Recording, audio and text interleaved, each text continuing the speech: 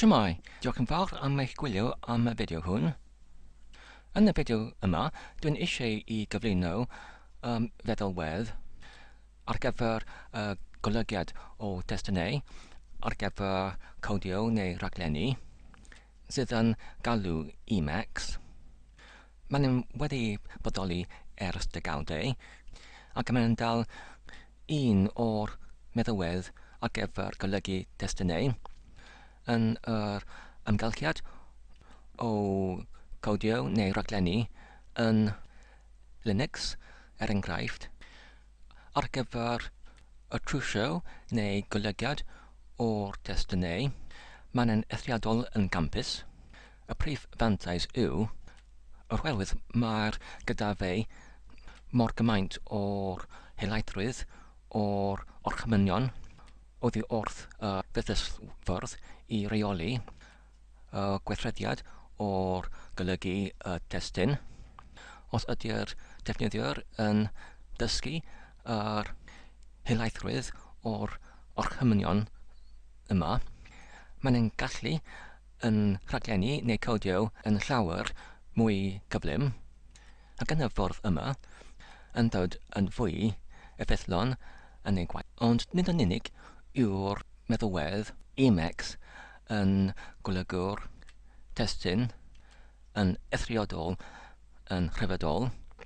Mae'r holl amgylchiad o'r cefn-drefn ecoleg o'i gwmpas ef sydd mor enfawr ac yn rhyfeddol yn ei helaethrwydd hefyd, gyda pob dim sydd yn ei angen I wellai neu dyrchafu yr cynghyrchiadadwyyaeth o'r datblygwr meddalwedd I wneud y safon o allbyniad y fwy safon uchel yn cynnwys yr eich oliadau o'r gystrawen, llwythau o'r dogfennaeth o bob dim yn eithriadol o gwsmeriadadwy gyda'r iaith rhaglenni emacs Lisp fel rhanbarth o'r is-adeiladedd mewnol o'r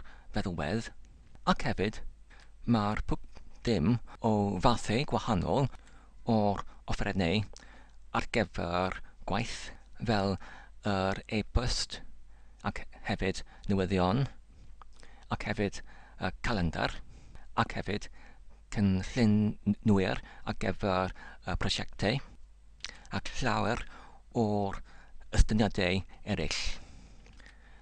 Yn geiriau eraill, mae'r hwn holl trefniant ecoleg gyda pob dim ydych chi'n eisiau ar gyfer eich gwaith codio neu raglenni.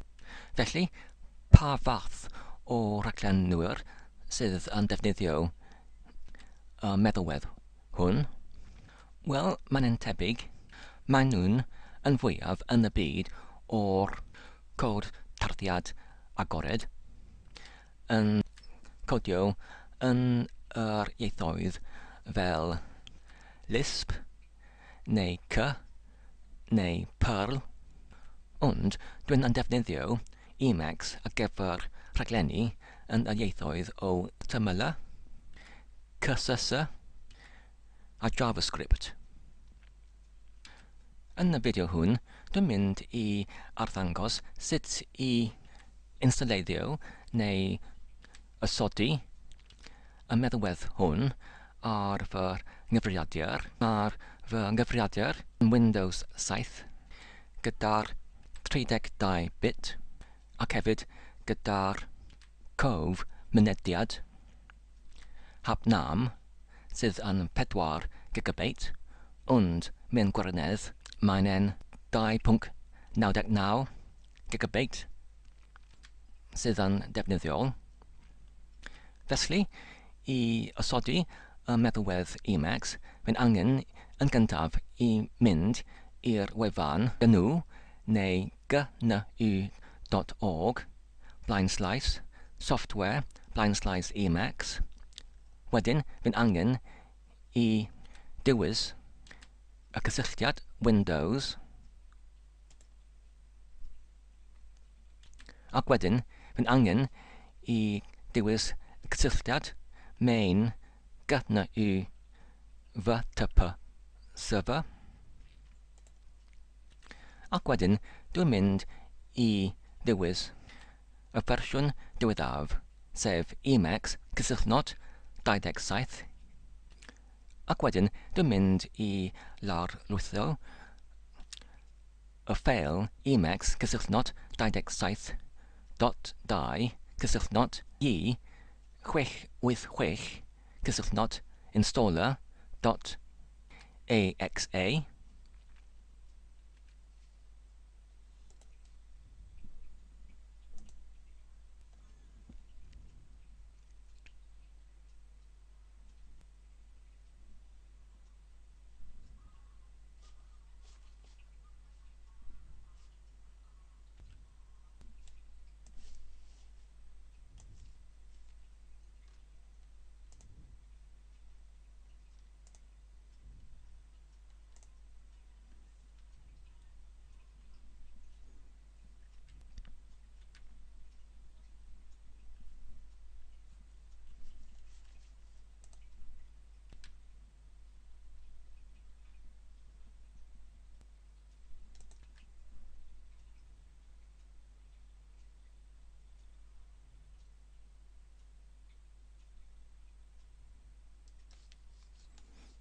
A dyna ni.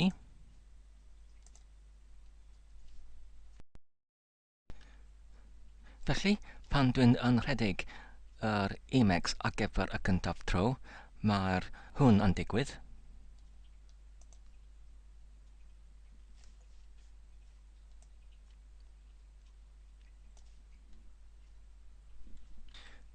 A dyna ni ar gyfer yr nawr.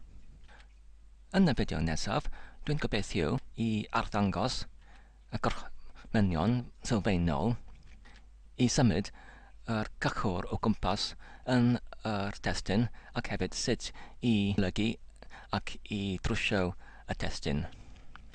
Diolch yn fawr am eich gwylio. Dwi'n gobeithio ydych chi'n wedi mwynhau. Tan y tro nesaf, hwyl.